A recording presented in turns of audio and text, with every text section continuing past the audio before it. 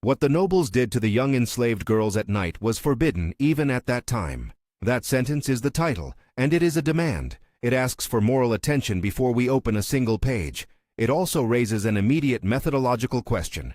The surviving ledgers from several household archives do not, by themselves, supply a courtroom verdict. What they do provide is an administrative grammar that turned intimate violations into routine entries, rows and columns that rearranged lives. We begin there, with the ledger as object, and with the careful refusal to let a dramatic claim substitute for evidence. The claim in the title frames our inquiry. The documents and objects must carry it forward, or show where the claim remains persuasive, but not proven. On a late afternoon, sunlight slants through a conservation lab window and falls across a heavy volume. The book is not dramatic on its own. Calf-bound, spine softened by handling, corners abraded, the pages thumb-darkened where hands have flipped and flipped again. Ink has browned to a chestnut hue. A scribe's hand runs in neat columns. Columns for names, for dates, for notes on rations and duties. Marginalia crowd some leaves, tiny abbreviations, a carré here and there where the steward corrected a tally. The ledger turns bureaucratic life into tractable data. Names become lines, relationships become checkboxes, punishments and reassignments get coded into short phrases. This materiality matters. The ledger does not simply record, it prescribes. To read it is to watch a household convert moments of discovery or scandal into administrative policy. The inked line removes ambiguity. It creates a rule. It generates consequences that reach beyond the single incident and into how people slept, ate, moved, and were counted. One name reappears in that ledger cluster with unusual persistence: Amina. She is not a fully rounded subject in the way a diary would make someone present. She exists instead as a cluster of traces, a name inked in a column, a sewn cuff folded in a conservation box, a tiny folded scrap inserted between pages, an erased child's name still faint against the paper. Together these fragments form what historians call a composite person, not an invented interior life, but an ethically attentive reconstruction built from surviving evidence. The cuff, stitchwork done in a thread that does not match the garment, was recovered in the binding of a different book, pressed into the spine, and preserved by accident. Conservator Amelia notes that the cuff's hem shows frequent mending. The thread passes through the fabric in a way consistent with repeated, careful repairs. The object is small, the sort of thing that would have been made and remade by a hand that continued to be useful in other ways. The cuff alone cannot tell us about a single night. Yet placed beside the ledger entries that list a transfer of sleeping quarters and a reduced ration allocation, the cuff becomes one piece of a pattern. Daily life managed and constrained by administrative decisions. The folded scrap is even more fragile. It contains a few words, ink faded to the point that only a conservator's spectral imaging makes certain letters legible. Investigator Lewis reported that the note appears to read a name and a brief plea. Language too fragmentary to reproduce with certainty. That absence is itself evidence. It testifies to pruning, to margins cropped, to the fact that what survives is peculiarly incomplete. A cross-hatched line in the ledger, and a faint notation beside Amina's name. Here, again, the scribe's shorthand, indicate a reclassification of status. In plain administrative terms, that reclassification altered how the household counted her and how it allocated resources to her. To understand how a ledger could be instrumental in making coercive intimacies routine, we need to introduce the household apparatus, the human machinery that translated discovery into policy. The steward is the household's chief administrator. He receives complaints, transmits instructions, and signs memoranda that circulate among the senior household staff. The overseer implements tasks day to day. He moves people into different quarters, enforces labor assignments, and keeps watch over work schedules. The minister, here a local moral authority called to adjudicate or to provide a public framing, issued pronouncements that turned personal transgressions into matters of correction. The scribe, finally, gave those decisions the weight of record.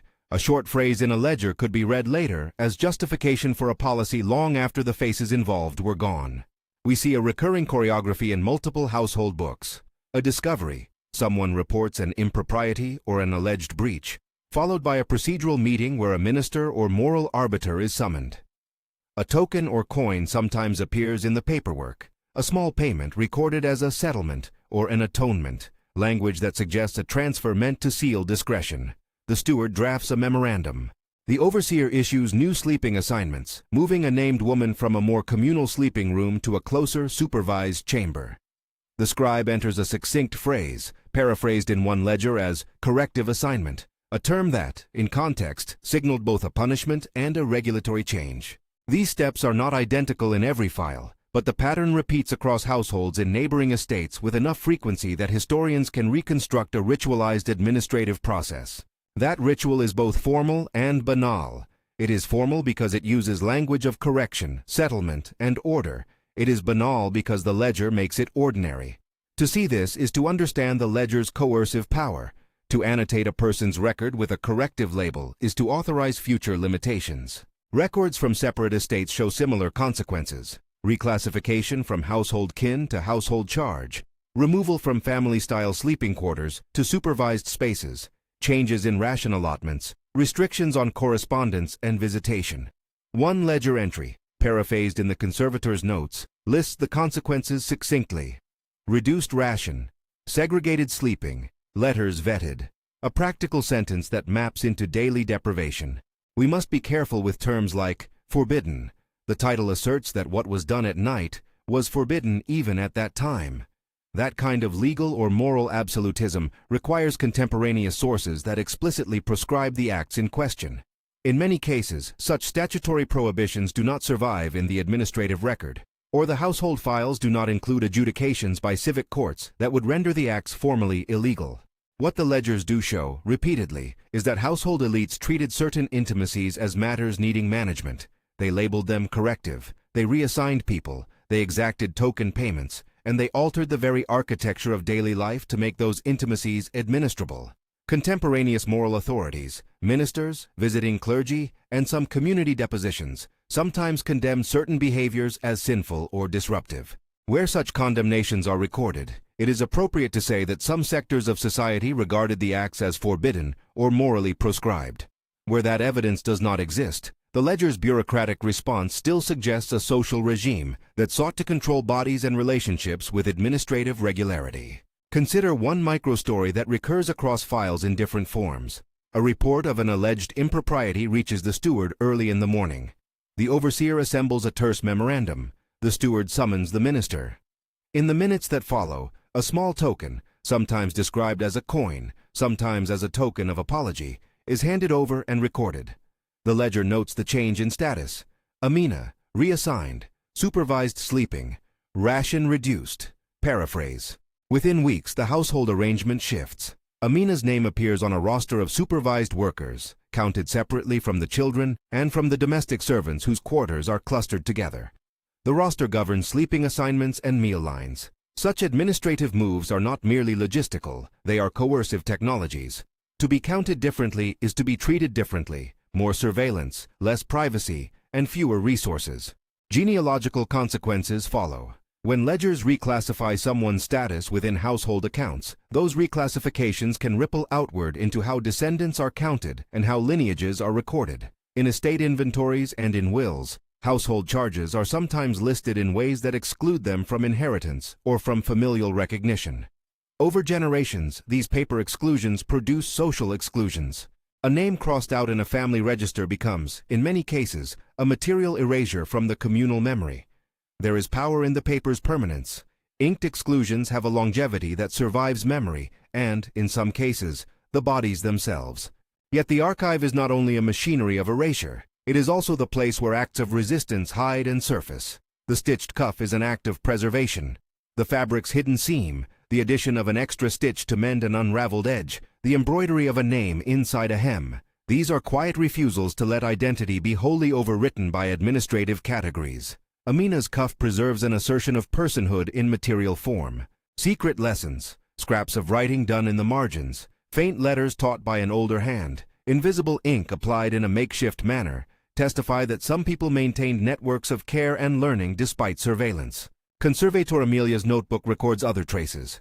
A scrap of paper folded and hidden in a seam contains a list of names, possibly of people who took part in clandestine reading circles. The ink is uneven, suggesting it was written in the dark or in haste. Amelia's report uses cautious language. The list suggests a group. The ink appears to be carbon-based and consistent with 19th-century ink. The handwriting resembles other notes found in private pockets. Later, Professor Andrews cross-referenced similar marginal lists in neighboring archives and observed a pattern: small groups forming clandestine educational networks that carried on reading and religious instruction against the institution's preferences. That triangulation, material evidence plus comparative archival patterns, allows historians to reconstruct a narrative of persistent agency without claiming speculative inner life for the people named.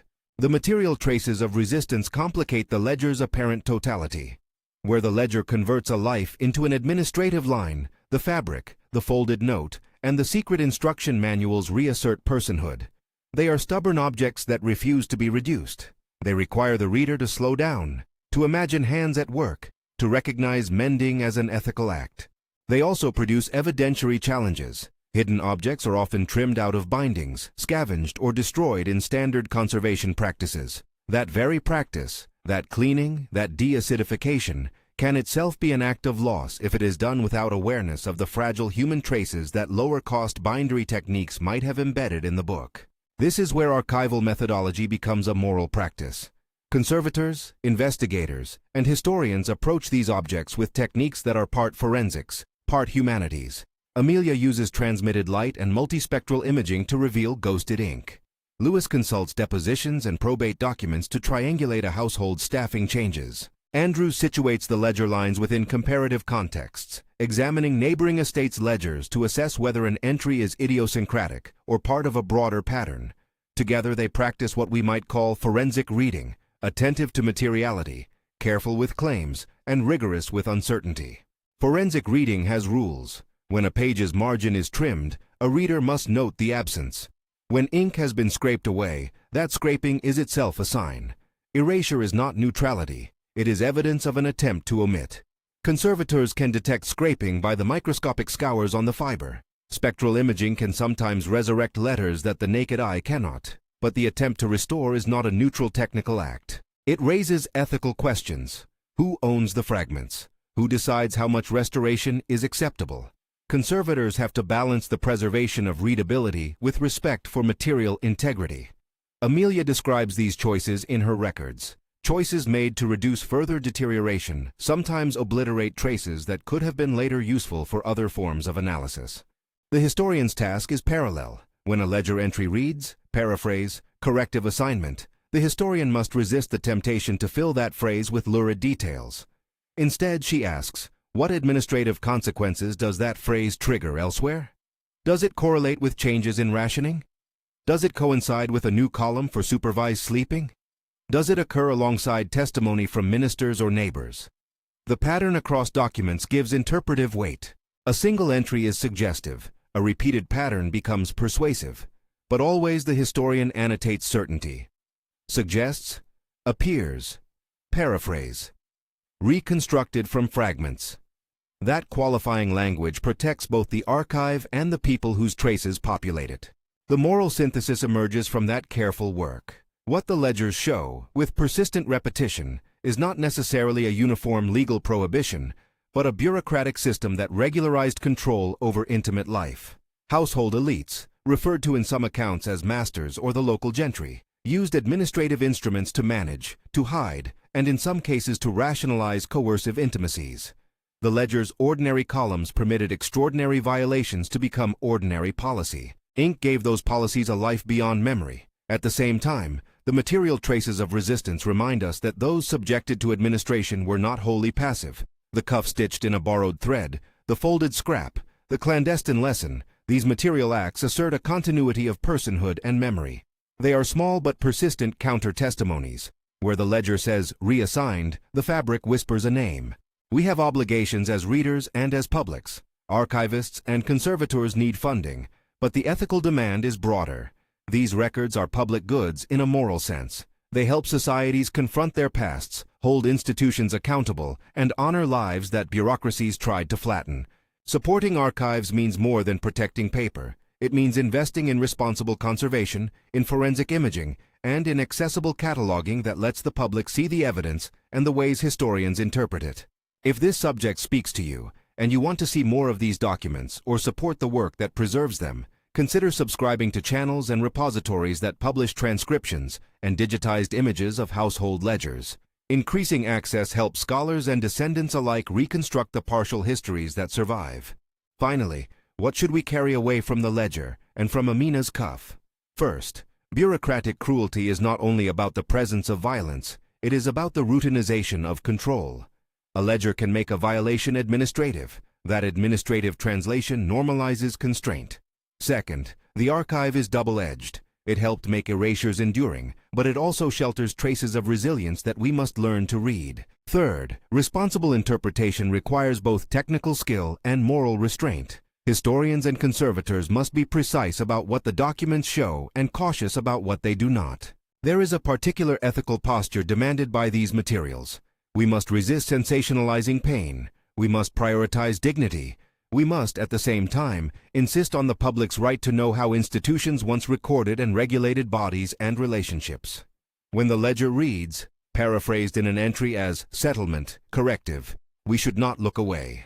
We must investigate the consequences recorded in the margins, changes in rations, in sleeping arrangements, in how children were counted.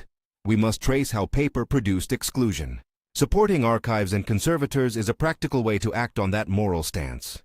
Donations, public funding, and scholarly attention enable preservation techniques that reveal erased texts, stabilize fragile bindings so hidden items remain accessible, and produce open-access catalogs that democratize evidence. Share the story with others, not to titillate, but to enlarge a public that expects transparent historic records, and that holds institutions accountable for the bureaucracies they once used to govern intimate life. To conclude without theatricality, the ledger's rows and the cuffs tread together compose a testimony. The ledger documents administrative practices that regularized coercive control. The cuff and hidden notes testify to enduring personhood. The archival record may not always permit definitive statements, forbidden at the time, but it does make clear the mechanisms by which household elites managed and constrained intimate life. Our task is to preserve the documents, to read them carefully, to annotate our uncertainties, and to carry those fragments into public memory with dignity. Support your local archives, encourage responsible conservation, and share these stories so that the paper that once enforced exclusion might now help build acknowledgement and repair.